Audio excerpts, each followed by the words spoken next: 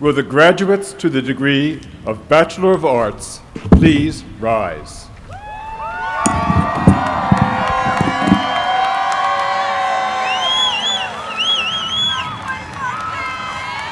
First of all, let me add my welcome again to the graduates and their families and friends and our guest speaker, Nancy Giles, and everyone on the platform. Welcome. We also have two past honorary doctorate degree recipients with us today, John Kennedy, class of 80, and Sam Tannenhouse, class of 77, both of whom had kids graduating in the 2014 class. So congratulations. Today is Grinnell's 168th commencement ceremony. So we've done this a few times. But for you and your families and friends, this is your one day, and I appreciate the opportunity to spend it with you. I especially appreciate it because you were my first entering class as a new president. When you came here, you were nervous about just getting through 4 years, and to be honest, so was I. But look what we've done together. We've made it through. Grinnell's great contribution is that we take brilliant young people, and with a lot of advisement, we enable them to craft your own education. Our goal is to help you become, over the course of 4 short years, autonomous, socially committed, insightful individuals.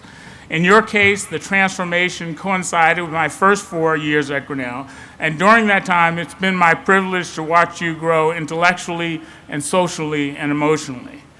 I don't have time actually to teach a course at Grinnell because of my travel, but I will. But I've worked alongside many of you and come to know many of you, and share the pride that your teachers feel, and certainly your families and friends. You've had moments of great individual collective action with all sorts of innovative activities online. We've had students who've excelled in athletics.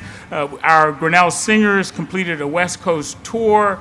Students in app dev developed a series of creative mobile apps for everything from accessing the dining hall menu and campus directory to listening to KDIC, our student radio station, or reading the campus newspaper, The Scarlet and Black. You've done mentored advanced projects on topics ranging from network analysis of Civil War era political party membership to studies of how art is used as a tool of global diplomacy. These are accomplishments that in many places would get you mistaken for a graduate student. But it's not enough. 2 weeks ago, I had the opportunity to participate on a panel of college leaders talking about the future of higher education. The conference was co-sponsored by the New York Times and Colgate University, and the panel that I was on was hosted by the chair of NBC News and the executive producer of 60 Minutes, Jeff Fager. In the discussion, as at other national meetings I've participated in, I talked about the fact that the majority of babies born in this country now, for the first time in modern American history, are non-white. Our future, not just at Grinnell, but as a nation, depends on building institutions that help people thrive in a diverse world.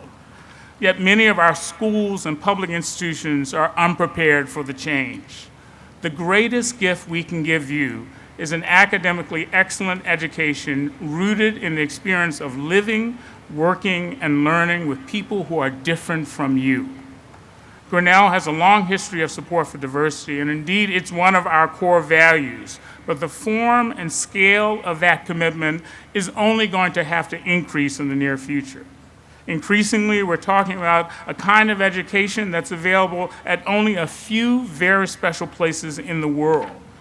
Statistically, you're part of a vanishingly small global elite, privileged enough to be given the chance to live and study side by side with people different from your backgrounds and cultures for 4 years. If you look at our peer schools nationally, you'll find that even some of them are having trouble maintaining diversity year to year.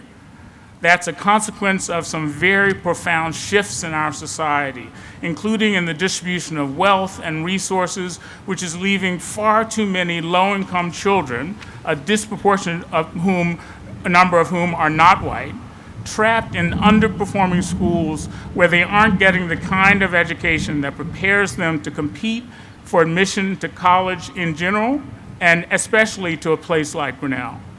A true commitment to diversity at the college level means recognizing and addressing these challenges so that students from all backgrounds have an equal chance at an excellent education. And more importantly, that they have the chance to get that education together and to learn from each other. I'm very sensitive to the burden that families have to bear to pay tuition.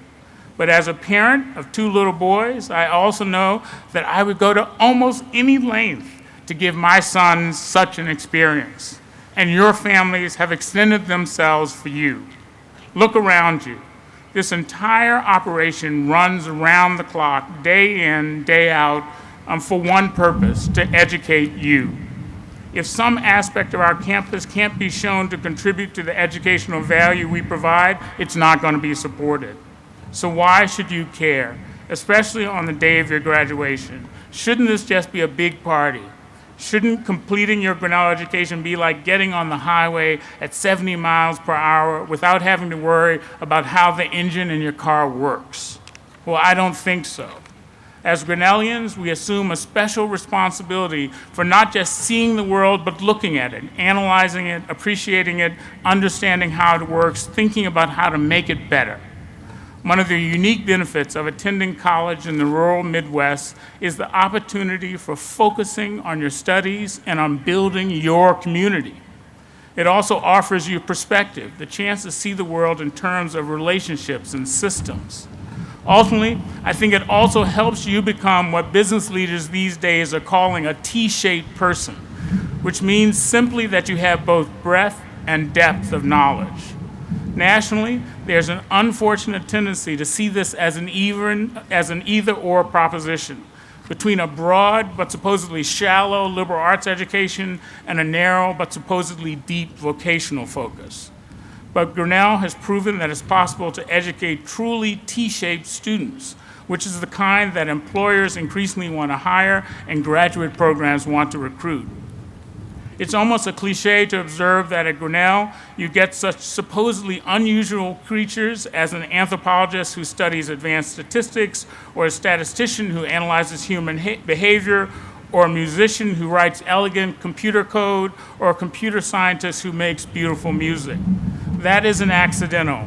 It's a consequence of some very careful advising and great teaching, which these days is taking many new forms, from Skyping alums and other experts into our classrooms, or organizing course-embedded trips where you take your ideas out into the world and test them against real conditions, or highly advanced mentored research projects, or creating great performances and works of art.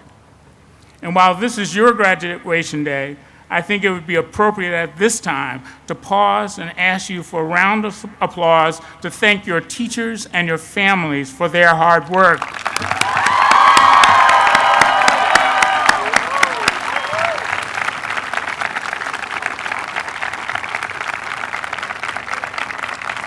We can also think of our institution itself in terms of an analogous to that T-shape that I talked about. Diversity contributes to the breadth of your experience, and the depth comes from our rather profound culture here.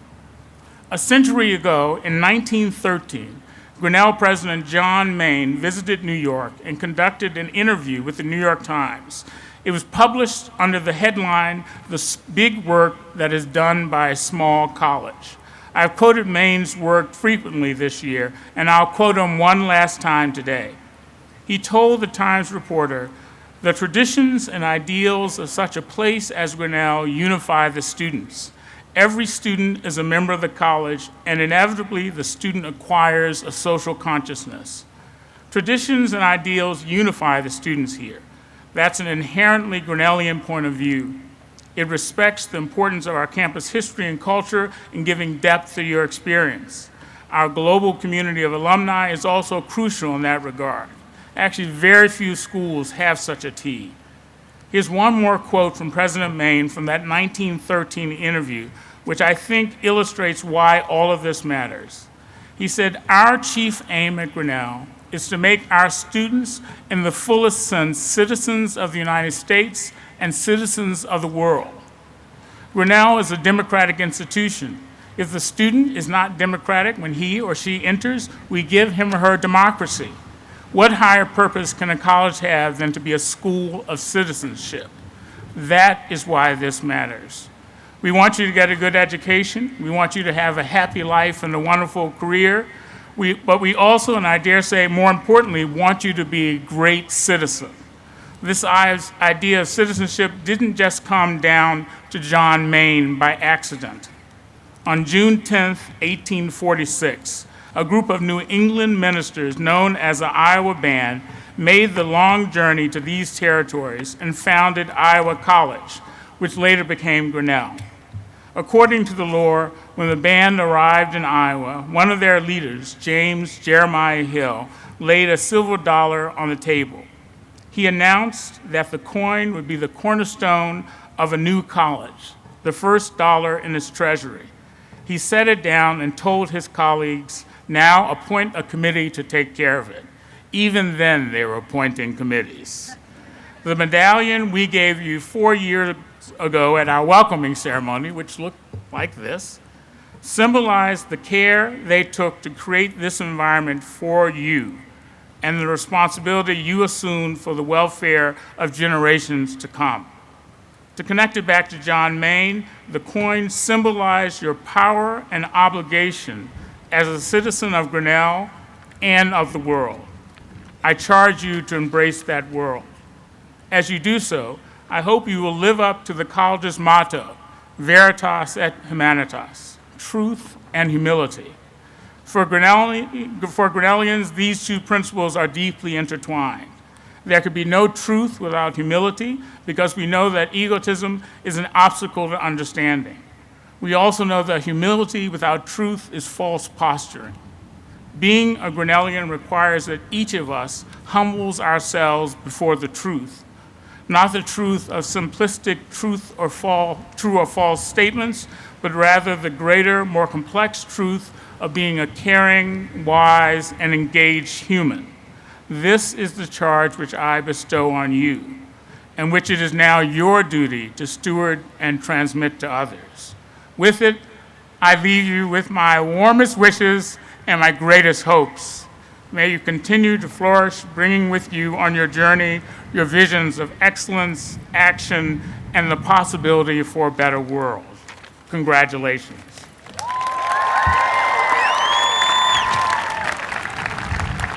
I now request that everyone stand to receive the benediction.